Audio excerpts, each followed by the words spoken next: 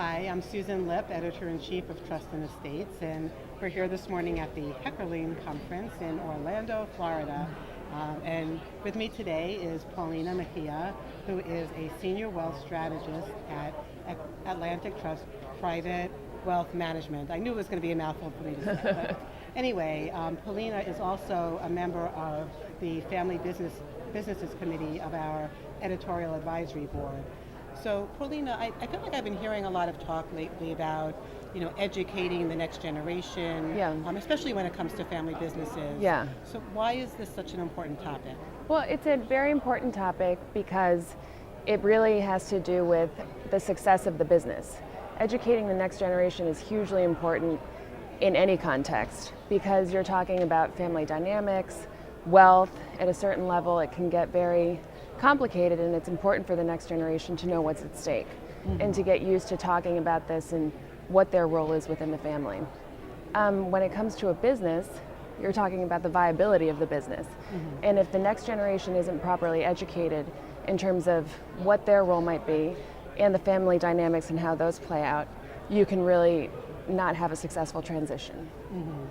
And what about when there's conflict, like among the next generation? I know even in my own life, like hearing stories, from my parents about, two sons who just don't get along, and one son is suing the other son, and the parents are so unhappy about it. And how does that impact it? Well, just like you said, in a family, it can destroy a family, and in the family business context, it could essentially destroy a business.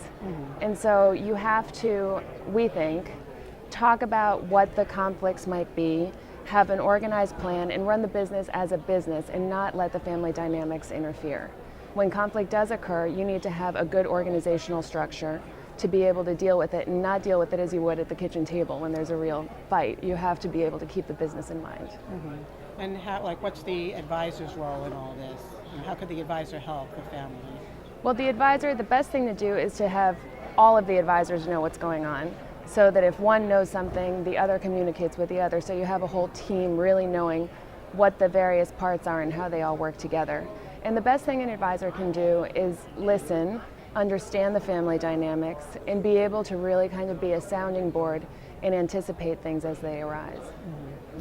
Well, thank you so much for coming by and speaking to us. I mean, I find this really a fascinating issue. It is incredible, and it's incredibly complicated, and it's not easy, which is why we're all talking about it. There's no clean answer to it. True.